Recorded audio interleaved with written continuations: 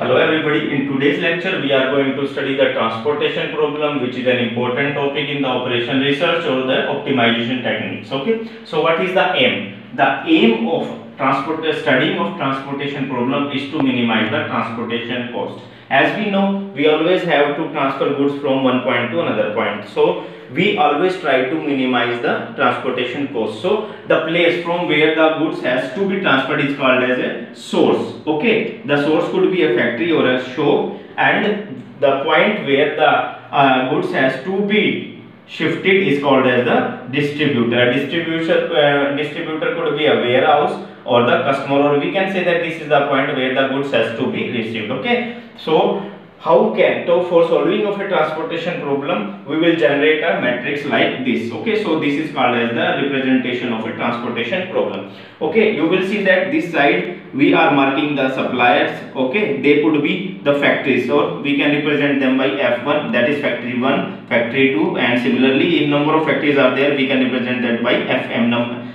Okay, similarly the total supply which a factory F1 or which a factory can made is written here. Okay, so this is the capacity of factory F1. Similarly, A2 is the capacity of factory F2, and going down you will see that the term is AM, means this is the total supply which the factory FM can be made. Okay, similarly this is the distributor, or this is the receiver of the goods from the supplier. We can call it as the warehouses. Okay, so this is the W1. This is the demanding factor. Okay, so the warehouse W1 is represented by W1, and the total demand is represented by B1. Similarly, the demand of warehouse W2 is represented by B2, and finally the demand of WN warehouse can be represented by BN. Okay, so this is the representation of the supplier and the demand authority. Okay, now in the cells you will see the different types of entries. In the first cell you will see that it is written that C11. It means that this is the cost of transportation of a unit quantity from factory 1 to warehouse 1. Similarly, C12 represents the cost of transportation of a unit quantity from factory 1 to warehouse 2. And if you will see that this is CM1, the cost of transportation of a single good from factory M to warehouse 1. And similarly, if you will see that this is CM1, and it means that this is the unit transportation cost of a single unit from factory M to warehouse N. Now these are the, so in conclusion you will see that A1 is the capacity of factory F1, and A2 is the capacity of F2, AM is the capacity of FM, and similarly B1 is the demand from warehouse 1, B2 is the demand from warehouse 2, and similarly this is the BN, and this is the final demand from warehouse WN. Okay, so this is demand, and we are representing here with BJ, and this is the supply from the different sources, and this is represented by AI. Now there are basically two types of transportation problem. One is the balanced transportation problem, and second is the unbalanced transport. Also, we can study this matrix or this transportation problem using this example. Suppose this is the factory F1, and it has a total supply of 20 units. Similarly, this is the factory F2, it has total supply of 10 units. This is factory F3, and it can supply 10 units. Similarly, this is the warehouse 1, and it can demand about 15 units. This is W2, and its demand is again 15, and this is W3. This is the demand for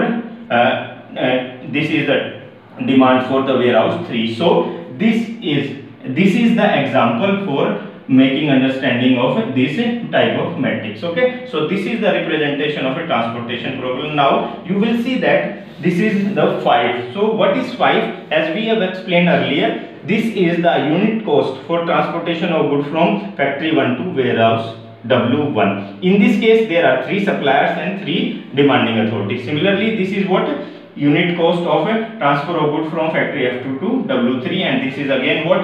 This is the unit cost for transportation of a good from factory F3 to warehouse W3. These are the supplies from different sources, and these are the, now we can categorize these type of problems into two types: balanced type of problems and unbalanced type of transportation problems. Now in this case, how can we say that this is a balanced problem or not? Okay, now you will see that in case of a balanced transportation problem, the total, this is the supply and this is the demand. In case of a balanced transportation problem, the total supply is equal to the total demand. Now in this case, you will see that the total supply is 20 plus 10 plus 10, 40, and the total demands from different warehouses is 15, 50, 30 and 40. So in this case, supply is equal to demand, and this is a balanced transportation problem.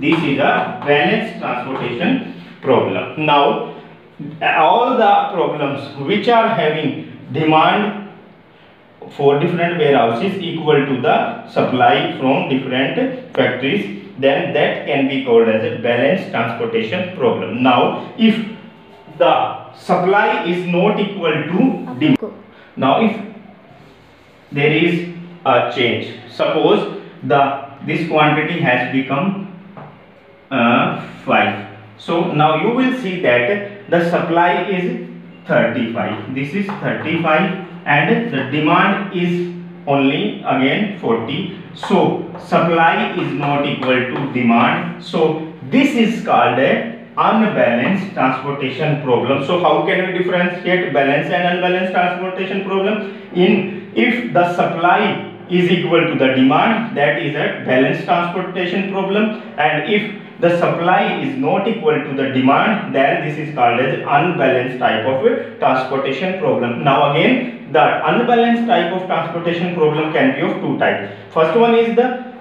case when supply is less than the demand. So let us understand this by using this example again. Okay, now in this case you will see that the supply is 20 plus 10 plus 5, 35, and the demand is 15 plus 15 plus 10, 40. Now in this case, supply is less than demand. Okay, supply is 35 and demand is 40. So the first case arises, means that supply is less than demand. Then how can we solve this problem? Then to solve this problem, we have to do what? We have to add a dummy row. Okay, so that the problem can be balanced. So what can we do now? We will be adding a dummy row. Okay, so this is the dummy row. This can be written as 4. Okay, and the values are here 0, 0, and now we can add here a value of 5, and again this is 15, 15 and 10. Now the demands and supply both has been equal to 40. So you have to be careful that the unit cost for transportation of goods from source to the destination is 0 in each of the cell. We are only adding the value here so that the problem can be balanced. Again, in second case, if we will consider the same problem again, okay, and you will see that the supply is greater than demand. Suppose this supply becomes 20 and this is 15, 15 and 10. Now you will see that the supply in this case is 20 plus 10 plus 20, that is 50, and demand is 15 plus 15 plus 10, 40. Now in this case, supply is greater than demand. So to balance this problem, what we have to do? We have to add a dummy column. So how can we do that? So we will add a dummy column. Okay, suppose this is warehouse 4 and we will add the unit cost 0, 0, 0 and add a value. So suppose these are 20, this is 10 and this is 20. The total supply is 50, but initially the total demand is of 40. So what we will do? We will add a dummy column here and add a demand of 10 for this dummy column. Now the sum of the demands is 50 and again the supply is 50. So now this problem has become a balanced transportation problem. Okay, so basically two types of problem, balanced and unbalanced, and if supply is less than demand, we have to add a dummy row to balance the problem, and if supply is greater than demand, then we have to add a dummy column, okay, to make the problem balance.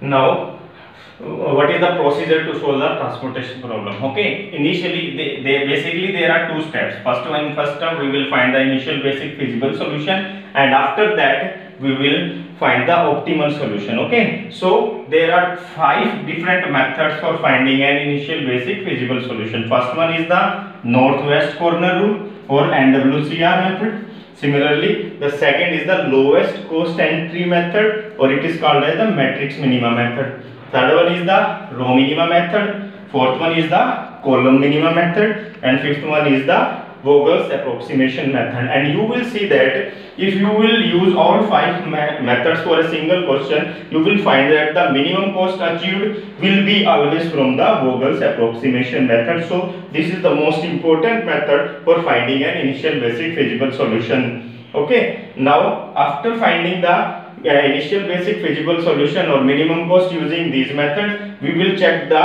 optimality of the solution. Okay, then the optimal solution can be found using 2 methods. First one is the modified distribution method, or it is called as the MODI method, M-O-D-I, MODI method, or it is also called as a UE method, as we will use the 2 terms U and V in that case. Okay, similarly the second method is the stepping stone method. Okay, so this is the basic introduction for the transportation problem.